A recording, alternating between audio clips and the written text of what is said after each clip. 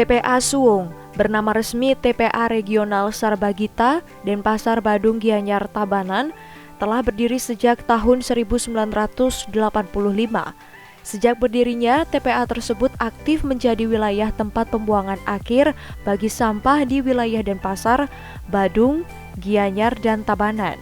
Namun seiring dengan berjalannya waktu, jumlah sampah yang dihasilkan manusia bertambah dan problematika pengelolaan sampah pun muncul. Seperti apa deretan problematika tersebut? Mari kita runtut satu persatu secara kronologis. Tahun 2004 sampai dengan 2016, kerjasama antara Pemda Sarbagita dan PT Noe. Sebelum kini dikelola oleh UPT Pengelolaan Sampah, awalnya TPA Suwung dikelola oleh Badan Pengelolaan Kebersihan Sarbagita BPKS yang bekerja sama dengan PT Noe Navigate Organic Energy Indonesia. Jadi situasi dan kondisi TPA Regional Sarbagita saat ini, jadi semenjak ada revitalisasi TPA Regional Sarbagita tahun 2017 sampai 2019 kemarin terakhir, jadi situasi pembuangannya agak sempit. Artinya yang awalnya pembuangan secara keseluruhan luasannya 32,46 hektar, sekarang berkurang menjadi 5 hektar. Jadi tentunya dampak daripada penyempitan pembuangan itu ada sedikit antrean, kemudian pembuangan yang dulunya dibuang di luasan yang begitu luas sekarang dipersempit, jadi ada kendala di operasional alat berat juga. Jadi memerlukan alat berat yang intens 24 jam untuk melayani daripada pembuangan sampah itu. Kalau dulu mungkin pembuangannya yang ngedam itu begitu buang langsung balik lagi, kalau sekarang kan harus antre karena pembuangannya dipersempit. Kemudian semenjak tahun 2012 kami dari UPT Pengelolaan Sampah mengelola TPA Regional Sarbagita. Yang dulunya TPA Regional Sarbagita itu dikelola oleh BPKS namanya, Badan Pengelola Kebersihan Sarbagita, yang bekerja sama dengan PT Noe. Jadi tahun 2004 ada kerjasama antara PT Noe sama Pemda Sarbagita. Pemda Sarbagita itu terdiri dari pemerintah Kota Denpasar, pemerintah Badung, kemudian Gianyar dan Tabanan. Ada 4 kota, jadi 1 kota 4 kabupaten. Jadi semenjak 2016 perjanjian itu dihentikan karena wan prestasi. Wan prestasinya itu adalah di mana PT Noe yang menjanjikan menghasilkan listrik itu 10 MW, namun kenyataannya baru menghasilkan 1 MW. Kemudian teknologi juga yang ditawarkan untuk mengolah sampah supaya habis ternyata tidak bisa diwujudkan. Jadi semenjak 2016 perjanjian antara PT Noe dengan Pemda Sarbagita diputus. Jadi terkait dengan Badung sementara tidak membuang sampah ke sana, jadi semenjak tanggal 30 Oktober 2019 kemarin kan sempat terjadi kebakaran di TPA itu tanggal 26 Oktober 2019. Jadi dengan adanya peristiwa itu, jadi pembuangannya agak kredit karena agak sempit. Kemudian karena rencana daripada pembuatan pengolahan sampah menjadi energi listrik ini agak tersendat-sendat jalannya. Memang dari perencanaan awal kan maunya berjalan simultan. Jadi ada revitalisasi yang luasnya 22,46 hektar, yang 10 hektar itu 5 hektar untuk PLTSA atau sekarang disebut dengan PSL, kemudian 5 hektar untuk menampung residu sebenarnya. Karena PSL ini terlambat terwujud, jadi tumpukan sampah kan makin banyak, sedangkan pabrik untuk mengolah sampahnya kan belum ada. Sehingga kebijakan daripada pimpinan, jadi karena ini bukan kami dari Pemprov loh yang membatasi, artinya yang menutup bahwa Tabanan, Gianyar, dan Badung itu tidak boleh membuang sampah ke sana, tapi karena memang situasi saat ini kan tidak memungkinkan karena jumlah sampah per harinya itu kan hampir 1.400 ton per hari, sedangkan penampungan jadi sanitary landfill itu cuma 5 hektar, jadi kan terbatas. Jadi sementara kebijakan pimpinan nanti setelah PSL ini sudah operasional, nanti Badung tetap lagi membuang sampah ke sana. Jadi sifatnya sementara. Jadi itu untuk mengatasi kekreditan yang ada di TPA. Nah, ini yang menjadi kendala bagi kami. Jadi pengolahan sampah ini belum optimal. Jadi kita cuma mengelola secara sanitary landfill. Jadi sampah yang masuk kita padatkan, kemudian kita ratakan, kemudian kita uruk dengan tanah uruk. Itu tujuannya satu, yaitu untuk menghilangkan bau. Jadi masyarakat supaya tidak komplit. Kemudian menghilangkan kecoa, tikus yang ada di sana, lalat. Jadi dengan pengelolaan secara saniter. Ketika nanti pengelolaan PSL ini sudah jalan, baru akan diolah nanti menjadi energi listrik. Jadi saat ini belum bisa terwujud karena kedepannya ini harapan kita kan PSL ini segera terwujud karena kebetulan Denpasar lokusnya yang ada di TPA ini merupakan salah satu bagian daripada Perpres 35 2018 terkait dengan percepatan pengolahan sampah menjadi energi listrik. Jadi itu dengan jumlah sampah yang setiap hari hampir bertambah tiap harinya. Jadi kalau ini PSL-nya pengolahan sampah menjadi energi listrik belum terwujud, tentunya nanti tempat pembuangan sampah yang ada di TPA dengan Sarbagita itu akan overload. Jadi akan kesulitan kita akan membuang kemana. Jadi akan mencari lahan baru. Kemudian lahan baru di mana akan kita cari? Kan sulit. Jadi mudah-mudahan ke depan. Jadi kita tahap ini adalah proses persiapan untuk lelang KPBU namanya. Lelang PSL ini mudah-mudahan di tahun 2020 ini sudah groundbreaking lah. Sudah ada penentuan pemenang untuk pengelolaan sampah menjadi energi listrik.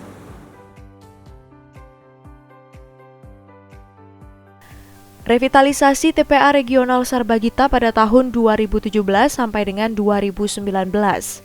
Revitalisasi yang dilakukan berupa pengelolaan 22 hektar luasan TPA menjadi terasering.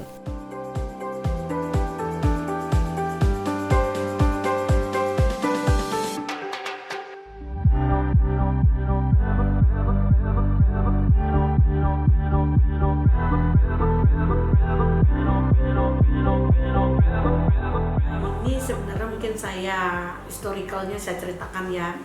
Dulu terkait dengan annual meeting World Bank 2018, jadi melalui Kementerian Menko Kemaritiman dari pusat, jadi akan mengubah TPA itu yang gundukan sampahnya setinggi 25 meter itu dari permukaan laut ya. Jadi supaya tamu-tamu yang lewat di tol itu supaya tidak melihat pemandangan yang gundukan sampah, karena kita tahu Bali kan daerah wisatawan. Jadi supaya wisatawan yang datang, karena itu kan 198 negara yang datang ke Bali. Jadi supaya tidak kaget di Pulau Bali yang cantik ini seperti ya katakan pulau surga lah. Kok ada tumpukan sampah. Nah, dengan adanya ide itu, Kemenko Kemaritiman mengeluarkan jadi kucuran dana di bawah Kementerian PU untuk menata TPA itu menjadi ekopark. Jadi sudah selesai dilaksanakan, sudah 100%. Jadi persiapan serah terima kami sekarang. Jadi staf kami juga ada di TPA sekarang.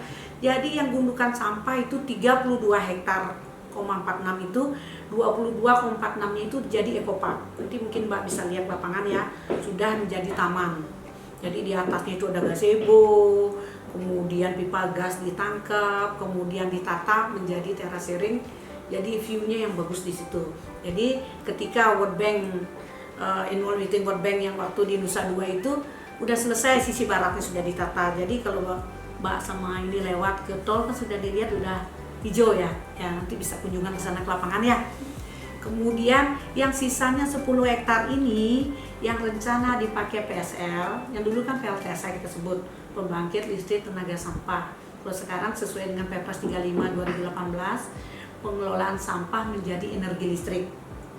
Jadi luas 5 hektar, 10 hektar itu dibagi menjadi 2. 5 hektar untuk PSL, yang 5 hektarnya itu untuk menampung residu. Jadi olahan sampah setelah diolah nanti PSL itu. Nah, kendala pada saat ini yang awalnya PSL ini ditugaskanlah PLN yang akan membangun PSL ini. PLN kemudian menunjuk Indonesian Power, anak perusahaan dari PLN ini sudah berjalan, sudah lelang, kemudian sudah membuat feasibility study. Nah, karena sampai mungkin dilihat sama dari pusat dievaluasi ya, sampai 2019 kemarin per Juli diputus sesuai Rakernas. Jadi sesuai Raker di Jakarta, jadi itu diputuskan dikembalikan ke daerah. Nah, ketika ini sekarang skemanya berubah, yang dulunya itu penugasan, jadi PLN ditugaskan untuk membuat PSL, sekarang karena udah diputus sama pusat, dikembalikan ke daerah, kita mulai dari nol lagi, Mbak. Mempersiapkan FS-nya, kemudian membuat PQ, kemudian koordinasi dengan Kemenq, koordinasi dengan LKPP, dengan Bappenas. Ini yang persiapannya juga detail. Jadi kita udah sempat market sounding tanggal 26 Oktober kemarin, udah sempat market sounding terkait dengan PSL ini, udah lumayan banyak sih peminatnya. Namun ketika perjalanan market sounding ini berjalan, ternyata ada beberapa persyaratan harus kita penuhi, misalnya PGF dan PDF. Nah, ketika Pemprov Bali mengambil skema KPBU dengan fasilitas PDF dan PGF ini, harus ada rekomendasi dari Kementerian Keuangan. Ini yang belum turun sampai saat ini. Sehingga proses lelangnya sementara ya nunggu PQ itu dulu, rekomendasi dari Kemenq turun, baru kita akan lelangkan kembali. Namun ada skema dari pusat, Kemenko Kemaritiman mengambil ketegasan kalau kita mengambil skema KPBU dengan mempergunakan fasilitas PDF dan PGF dari Kementerian Keuangan itu memerlukan waktu 14 bulan. Sekarang kita masih diskusi antara pusat sama kita, langkah mana yang perlu diambil supaya perkiraan Agustus 2020 itu sudah ada pemenang dan sudah ada groundbreaking. Ini yang masih kita siapkan, Mbak. Jadi masih kita mempersiapkan terkait dengan lelang daripada PSL ini. Jadi itu. Jadi kendalanya masih rekomendasi Kemenq belum turun. Yang anggaran yang pembangunannya, kalau di PQ yang kita dapat itu kan disusun oleh konsultan. Jadi yang disusun oleh konsultan itu sekitar 2,5 T kalau nggak salah, dengan menghasilkan listrik 20 megawatt. 20 megawatt ya, dengan kapasitas sampah 1.150 ton per day. Untuk operasional, nah itu nanti kan ada hitung-hitungannya itu. Kalau operasional kan dia langsung yang akan mengoperasionalkan dengan konsekuensi bahwa Pemda Sarbagita, artinya dengan Pemprov Bali akan mengeluarkan tipping fee sebesar, kalau dengan bantuan PDF dan PGF kita mengeluarkan tipping fee kalau berdasarkan PQ-nya ya, berdasarkan itu 360.000 per ton sampah. Nah ini juga belum kita ada sepakati antara Pemda Sarbagita, artinya Bagian Pasar setuju membayar segitu, kemudian Badung apa setuju, Tabanan Pagi Anyar juga setuju, itu kan masih perlu kesepakatan. Jadi ini akan perlu rapat dulu dengan Pemda Sarbagita yang akan nantinya dipimpin oleh Gubernur Bali. Kemudian kalau kita tidak mempergunakan PDF dan PGF, artinya kan kita ngambil jalan pintas karena PDF dan PGF ini kan agak lama, 14 bulan prosesnya. Sedangkan dari Kemenko Kemaritiman nggak usah pakai PDF PGF, tapi pakai BLPS. Jadi tipping-nya itu naik lagi. Karena kan bantuan untuk bangunan sipil teknis, bantuan infrastruktur yang dibantu oleh Kementerian Keuangan itu diputus, jadi tipping fee-nya akan meningkat menjadi 615.000 per ton sampah. Itulah yang akan kita lelangkan, Mbak. Jadi ketika kita sudah siap PQ, artinya prakualifikasi sudah siapkan dokumen, nanti akan lelangkan. Nanti investor yang akan daftar, yang akan ikut lelang di dalam pembangunan. Nanti kerjasama antara pemerintah dengan pihak ketiga namanya, dengan KPBU. Jadi kerjasama pemerintah dengan badan usaha, dan usaha inilah investornya. Sejauh ini sudah ada berapa investor yang Kemarin yang waktu market sounding itu sekitar 40-an investor. Banyak sih peminatnya, nah tapi kan nggak tahu juga kualitas investornya.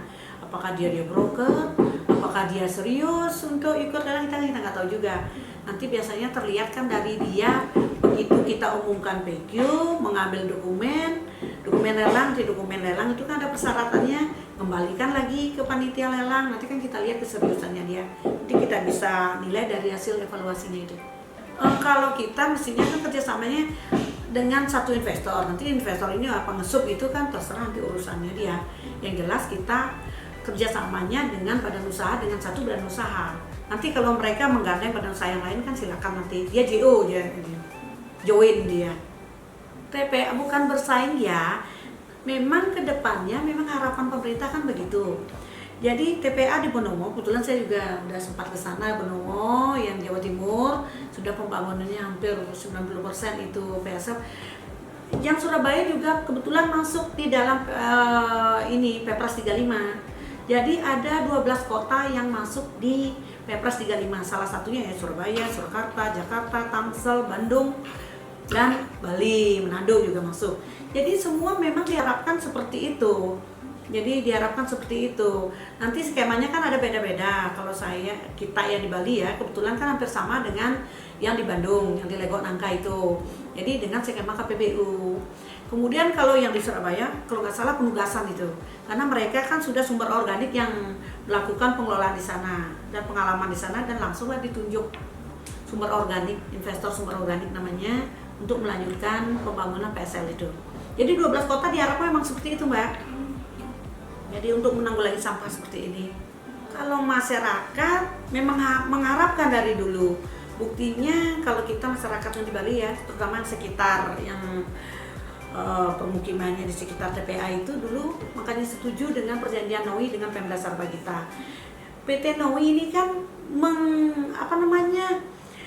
menjanjikan kepada pemerintah itu seperti ini, pembangkit listrik. Jadi sampah diolah menjadi energi listrik. Tapi kenyataannya kan mandek ya. Artinya masyarakat menyambut dengan baik dengan adanya ini. Karena apa?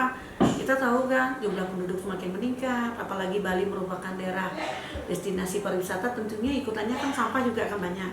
Kalau tidak ada teknologi seperti yang ditawarkan, ya artinya yang seperti yang kemarin ditawarkan oleh NOI tapi tidak berjalan. Kalau udah berjalan semestinya kan tidak ada masalah ya. Karena begitu sampah masuk 1000 ton, masuk ke sana semua diolah, tapi sampai saat ini kan belum ada pengolahan. Jadi masyarakat welcome sekali daripada sampah tidak diolah seperti sekarang. Artinya kan kalau kita sanitary landfill kan numpuk, kemudian ratakan, tapi sampai berapa tahun kapasitasnya kan nggak bisa. Kalau teknologi atau high tech ini bisa jalan kan bisa lah. Tidak pusing kita memikirkan sampah karena sudah ada akan mengolah nantinya. Jadi harapan ke depan memang begitu. Jadi harus ada high tech. Kemudian yang tidak kalah penting mestinya di hulu, di masyarakat. Jadi kita kebetulan kan sudah ada Pergub 47 2019 terkait pengolahan sampah berbasis di sumber. Artinya sumber sampah misalnya rumah tangga sudah mulai melakukan pemilahan. Artinya mana yang sampah organik, anorganik kan dipisahkan. Yang organik kalau kemungkinan masing-masing rumah tangga itu bisa membuat kompos kan alangkah bagusnya. Jadi untuk keperluan tamannya rumah tangga lah. Kemudian sampah yang tidak bisa didaur ulang kan bisa dijual, bisa dimanfaatkan kembali, dibawa ke bank sampah. Jadi kedepannya mudah-mudahan dengan adanya dua pergub ini, Pergub 97 2018 sama Pergub 47 2019, harapan kedepannya di TPA di mana di seluruh Indonesia lah, khususnya sekarang di Bali karena pergub itu kan berlaku di daerah Bali, bisa mengurangi sampah yang masuk ke TPA karena sudah dikelola berbasis di sumber. Artinya nanti pengolahan sampah itu skala rumah tangga, kemudian skala RT atau RW, kalau Bali kan skala Banjar, kemudian nanti skala kecamatan, kemudian kabupaten. Jadi harapan kita ke sana supaya nanti sampah yang masuk ke TPA itu berusaha lah sekecil mungkin. Jadi residu aja lah yang bisa masuk ke sana. Tapi ini kan baru tahap awal sosialisasi. Mudah-mudahan 2-3 tahun ke depan bisa lah dikurangi secara signifikan. Di tengah maraknya isu sampah, utamanya polemik persoalan TPA Suwung di Denpasar, beberapa warga telah mengambil inisiatif untuk mengolah sampah menjadi benda yang memiliki nilai lebih dan dapat dijual kembali. Salah satunya yaitu tempat pengelolaan sampah terpadu TPST Banjar Pesanggaran yang dikelola oleh Ikomang Wirawan dan Gede Purwantara, warga asal Banjar Pesanggaran. Tempat pengelolaan sampah terpadu yang secara rutin mengolah sampah lebih lanjut menjadi pupuk kompos ini telah mulai berjalan sejak 6 Februari 2019 silam. Setiap harinya tempat ini menerima sekitar 4 ton sampah daun yang kemudian diolah menjadi pupuk kompos organik.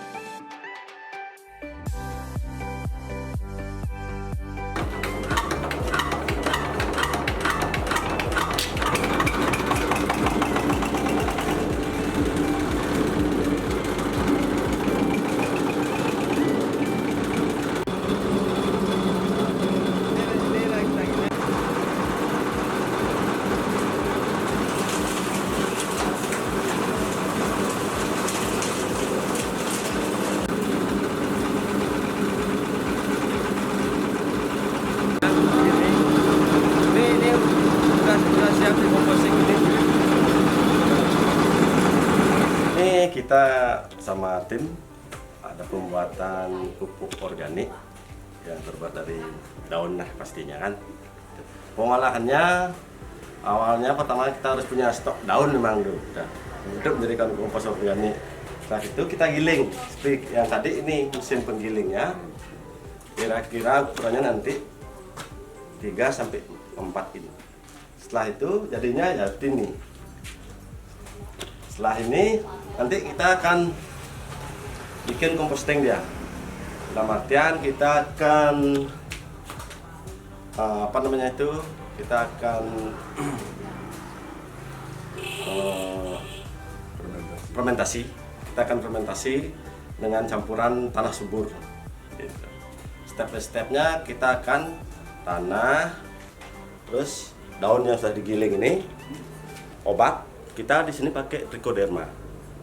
Trichoderma terkandung itu yang di dalam itu banyak zat bakteri pengurai biar kompos kita tuh cepat jadinya. Jadinya kompos itu maksimalnya 21 hari akan terjadi kompos yang bagus, efektif gitu. Sudah matang. Matang ya.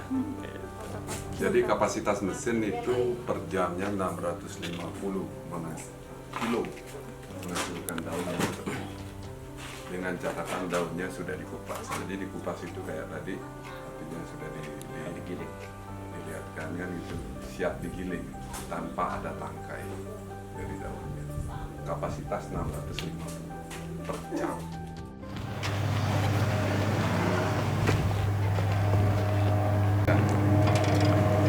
Nah, begini proses penyaringan kita.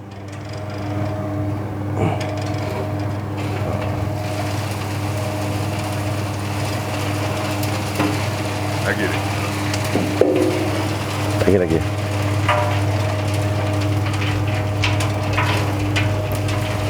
Penyaringan ini untuk menemukan hasil proses yang kompos yang betul-betul maksimal. Ukurannya biar rata dia, tidak ada yang besar, tidak ada yang kecil gitu. Contohnya. Nah, seperti ini contohnya dia. Yang udah jadi, ini seperti ini. Ini contoh kompos kita. Ini udah siap dikemas ya. Udah siap dikemas dia nih.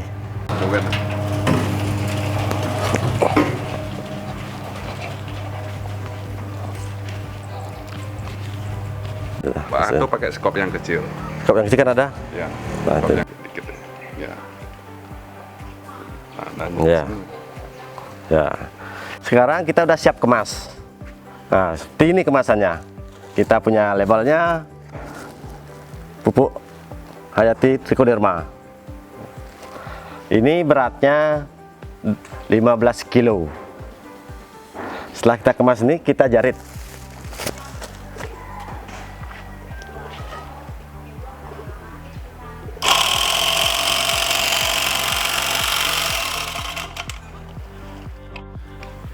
Nah, setelah proses dari penggilingan, kemudian penggilingan daun, kemudian fermentasi dari kompos produk tempat pengolahan sampah terpadu Banjar Pesanggaran. Jadi ini kemasan yang sudah siap dijual. Jadi perlu saya informasikan bahwa kemasan kompos ini punya suatu spesialis, yaitu dengan kandungan yang seperti yang tertera di dalam kemasan. Jadi, kenapa produk kita unggul? Dan begitu. Kenapa produk kita unggul? Jadi, di sini ada bakteri yang kita tanamkan pada saat fermentasi. Bakterinya namanya Trichoderma. Jadi, Trichoderma ini bukan sembarang bakteri. Jadi kalau kita ngomongin bakteri, wow, bakteri itu jelek, bakteri itu negatif lah, kurang bagus. Tetapi khusus untuk fermentasi dari kompos yang ada, Trichoderma ini sangat membantu untuk menghindari dari pembusukan akar dari tanaman. Jadi keunggulannya seperti itu. Jadi Trichoderma ini, bakteri ini, dia akan melapisi akar dari tanaman. pada saat ditanam di media manapun. Jadi tanaman yang cocok dengan pupuk kita ini, segala jenis tanaman dengan kandungan yang sudah kita bawa ke analisa lab. Jadi kandungannya tertera di sini nih.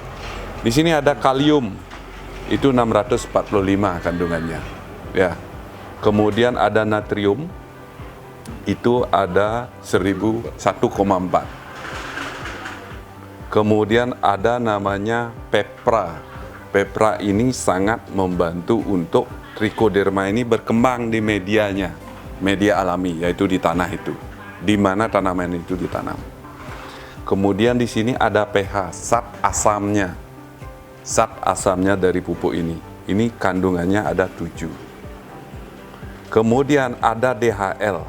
DHL ini berapa sih kandungan? Ini ada hubungannya dengan organik. Berapa sih DHL ini bisa mensuplai organik yang ada di kandungan pupuk ini? Suplainya begini. Dengan adanya trichoderma bakteri yang tadi, jadi dia akan mensuplai, menambah kandungan organik dari DHL dan organik media dari campuran pupuk kita. Itu. Nah, intinya pupuk hayati daun plus trichoderma ini, kalau ini dipakai media tanam, ya, artinya keunggulannya akar dari tanaman itu akan dilapisi oleh bakteri trichoderma ini menghindari dari pembusukan. Kalau akarnya sudah kuat, tanamannya, baik sayuran, baik pohon, baik apapun itu, dia akan secara pertumbuhan batangnya itu akan lebih bagus, cabang-cabang akan lebih bagus. Sama kayak kita bikin pondasi rumah. Kalau pondasi rumah udah bagus, kuat. Kalau kita memberikan contoh ke tanaman, kalau akarnya sudah kuat, wah itu udah luar biasa. Artinya inilah keunggulan dari produk kita, trichoderma. Kemudian, ini kita membicarakan tadi masalah keunggulan dari produk kita. Nah, sekarang ini perlu saya sampaikan, kita udah bisa menjual itu 12 ton setiap bulannya. Nah, ini beberapa ada perusahaan, terutama di hotel, mereka juga membutuhkan ini. Kemudian beberapa BUMN juga membutuhkan ini. Dan yang kedepannya nanti beberapa pemerintah kabupaten juga akan kerjasama dengan kita. Jadi sekarang ini Badung sudah mengincar kita, Kabupaten Badung, untuk memakai pupuk ini. Kemudian Klungkung juga rencana akan kerjasama dengan kita juga. Jadi intinya dari hal yang sederhana, yaitu sampah berupa sampah daun yang dilirik sebelah mata oleh masyarakat, yang belum tentunya punya nilai ekonomis, kita kemas, setelah kita olah menjadi kompos, inilah satu potensi untuk nilai ekonomisnya. Pemasaran sudah, kemudian proses sudah, artinya sekarang ini kita mempertahankan kualitas yang ada, kualitas komposnya. Jadi kualitasnya biar dia stagnan. Stagnan artinya dia tetap dengan kualitas yang ada. Kalau kita membicarakan produksi kita dan kemudian itu sudah terjual gitu loh. Jadi 6 Februari ya, 2019 kita mendirikan ini composting. Berarti kan baru setahun kurang 1 bulan kan. Setahun kurang 1 bulan kan gitu. Produktif kita menghasilkan 12 ton yang sudah terjual itu mulai bulan Mei 2019. Setiap bulannya kita reguler sudah bisa menjual 12 ton. Artinya reguler karena kita punya ikatan kerjasama dari satu perusahaan yang membutuhkan kompos kita. Jadi 12, setiap bulan dari bulan Mei 12 ton, 12 ton, 12 ton, 12 ton, 12 ton. Nah, sekarang untuk meningkatkan proses penjualan karena kita material ada, kemudian kompos juga sudah tersedia. Jadi yang perlu kita sekarang genjot yaitu di pemasarannya. Kita mau mengarah ke 36 ton. Kita mau mengarah ke sana. Jadi perlu kita juga melakukan satu pemasaran, gimana triknya nanti pemasaran kompos ini. kemudian untuk meningkatkan produksi. Target saya dalam target kita dalam tahun 2020 itu 36 ton setiap bulannya. Semenjak didirikannya pada Februari 2019 silam, tempat ini berhasil menjual pupuk dengan jumlah yang tak sedikit dan terhitung sejak Mei 2019, tempat ini telah secara konsisten menjual sebanyak 12 ton pupuk per bulannya. Selain mengolah sampah daun menjadi pupuk, TPST Banjar Pesanggaran ini juga mengelola sampah jenis lainnya agar mengurangi jumlah sampah residu yang masuk ke TPA Suwung. Sampah selain daun ini merupakan sampah basah, yakni sampah dapur yang juga merupakan sampah organik dan sampah non-organik. Sampah non-organik ini berupa kardus bekas, plastik, dan botol bekas yang masih memiliki nilai jual dan akan dijual kembali kepada pengumpul sampah. Tak jauh berbeda dengan sampah non-organik, sampah basah atau sampah organik sisa dapur juga dijual kembali.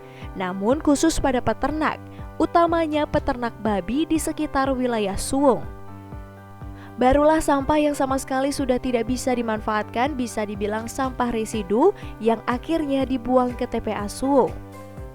Komang Wirawan menyampaikan seperti dahan kayu tadi itu residu, tapi dahan kayu pun dalam waktu 4 minggu akan membusuk dengan sendirinya.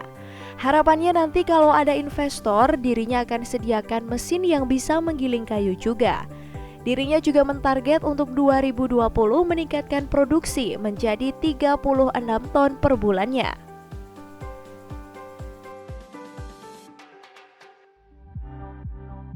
Ya, sampah yang bisa didaur ulang aja lah, sejenis sampah rongsokan tuh semua dah yang ambil. Dari kertas, kardus, duplek, terus dari gini plastiknya itu dari plastik kresek itu sampai ke plastik botol gitu. Dampaknya gimana ya, orang di pinggir TPA ya bau gitu. Kadang kalau hujan ada banjir gitu. Dinas kesehatan sering ngecek sumur-sumur itu aja untuk demam berdarah gitu. Dikasih serbuk anti tentu itu kadang 3 bulan, kadang kalau seringan itu bisa sebulan 3 kali gitu loh.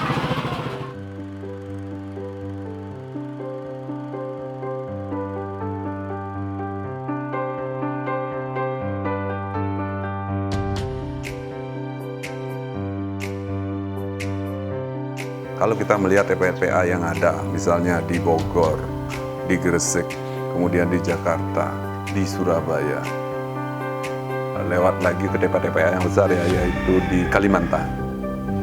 Kalau di Denpasar, ini TPA ini yang kurang pas bagi saya lihat di Denpasar ini. Denpasar ini TPA ini namanya TPA regional.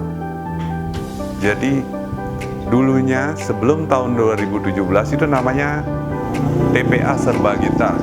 Jadi yang bisa buang ke sini itu Kabupaten Denpasar, Kodia berarti, Kabupaten Badung, Gianyar, dan Taban. Jadi begini, konsep TPA kan semestinya jauh dari kota. Kalau ini kebalik, sampah di desa dibawa ke kota. Nah ini yang kurang pas. Kalau kita lihat TPA yang lain, itu sampah di kota dibawa ke desa. Memang di tempat untuk TPA itu. Artinya TPA itu lebih representatif dibandingkan dengan TPA regional yang ada di Denpasar ini. Jadi bukan aneh sih saya lihat, kurang pas. Jadi mestinya sekuennya dia dari kota dibawa ke daerah yang pemukimannya lebih sedikit ataupun tidak untuk pemukiman. Di sanalah TPA itu berada. Nah, kalau sekarang ini kebalik. Jadi dibawa ke kota itu sampahnya di desa. Itu kurang pas lah. Ini PR-nya pemerintah juga. Karena TPA sudah berdiri dari tahun 1984, artinya bagaimana sekarang ini TPA ini akan kelangsungan hidupnya kayak gimana. Kalau dampak positif seperti yang saya bilang tadi. Jadi begini, Pemerintah dengan mengeluarkan satu perda ataupun perwali atau yang lebih atas, yaitu Undang-Undang nomor 18 ya, tentang pesampah. Dampak positifnya begini, residu yang tidak bisa diolah oleh relawan sampah ataupun pengelola sampah. Jadi mereka yang mengkoordinasikan pemerintah. Itu dampak positifnya. Dengan catatan, TPA itu mestinya sampahnya diproses, diolah. Jangan artinya dibuang begitu saja, kemudian tanpa diolah. Artinya lama-lama kan umur TPA-nya kan pendek. Seberapa luas misalnya TPA itu ada, kan masalah umur aja, karena dibuang begitu saja kan. Tidak ada yang diproses. Dampak positifnya ada, residu tadi. Siapa yang mau nampung residu? Kecuali hanya pemerintah aja yang bisa mengkoordinasikan itu residunya. Ya, kalau kita lihat prinsip ekonomi ya, di mana ada pasar, di sanalah ada pembeli. Nah, prinsip ekonomi kan, di mana ada pasar, di sanalah ada pembeli.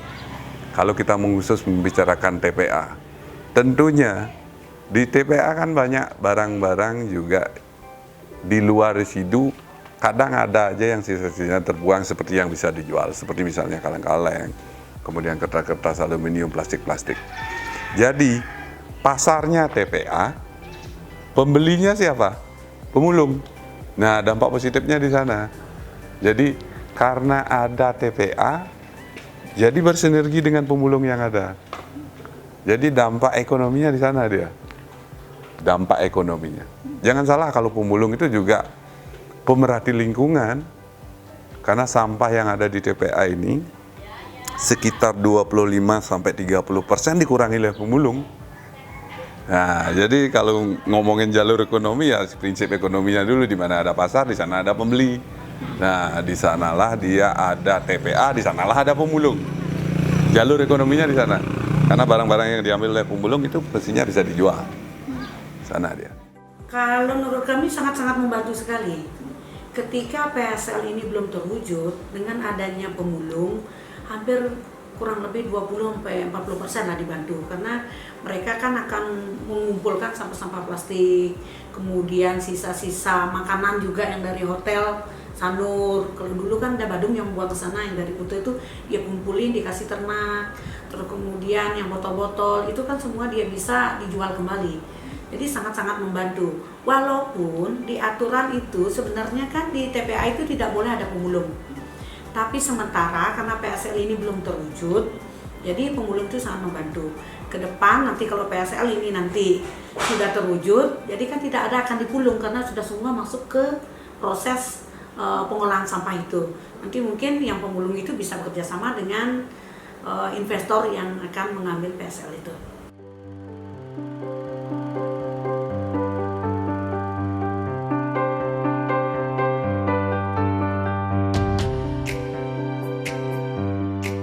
Baik, kondisi pemulung pada saat ini sekitar 207 orang, dibagi menjadi 17 kepala kelompok. Jadi total keseluruhan 207. Itu kan kadang musiman dia, kadang seminggu dia kerja, kemudian dia pindah lagi, tergantung daripada pimpinan pemulung ini. Jadi kondisinya memang saat ini kan kita dibantu juga sama pemulung karena plastik-plastik, karena memang lifestyle masyarakat kan belum bisa memilah sampah dari sumber. Artinya kalau dari sumber sudah dipilah sampah plastiknya, kemudian botol-botol yang bisa bernilai guna itu tidak lagi ke TPA, tentunya pemulung kan otomatis dia berkurang, tidak ada kais lagi rezekinya. Tapi sementara ini karena memang lifestyle kita ya belum bisa ya disiplin lah untuk memilah, jadi tetap semua sampah masih masuk di TPA. Di sanalah pemulung-pemulung mengais rezeki, di mana ada gula di sana ada semut, begitulah ceritanya. Di sana kan ada beling, ada botol aqua masih banyak di sana. Sekarang tas kresek kan sudah bernilai guna juga, bernilai ekonomis. Jadi itu dikumpulin kemudian dijual juga bisa menghasilkan uang. Jadi itu. Kemudian pemulung juga sering juga kita lakukan sosialisasi, penekanan, karena di sana kan ada alat berat yang bekerja. Kadang kan pemulung itu memperhatikan keselamatannya. Begitu loading sampah dari truk diturunkan, berebut dia. Ini kan kadang berbahaya kalau alat berat sampai kena nanti menggaruk. Itu tetap kita memang sosialisasikan bagaimana dia supaya safe itulah di lapangan. Artinya sama-sama mencari rezeki di sana, sama-sama bertugas. Kita dari pemerintah bertugas untuk meloading sampah, sedangkan dia mencari rezeki supaya aman. Gimana caranya? Tetap kita melakukan sosialisasi, pendekatan kepada pemulung.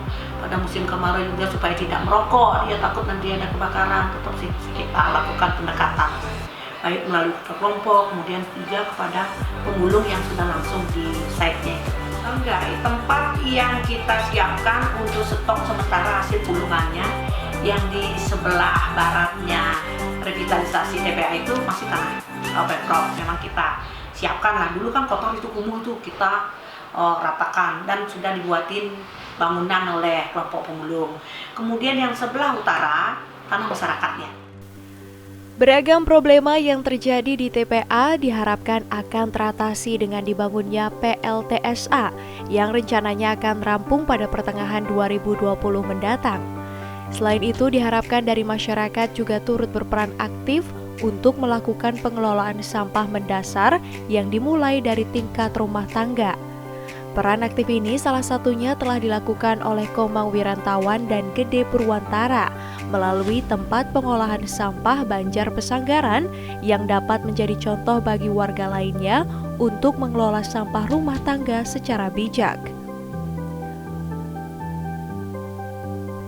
Sinergi antara pengelolaan sampah yang baik oleh pemerintah dan berbagai aspek masyarakat lainnya, baik masyarakat lokal maupun pemulung yang menjadikan sampah sebagai sumber penghasilan dalam menangani problema sampah ini, niscaya dapat mengurangi jumlah sampah dan berbagai problematika akibat sampah di Bali.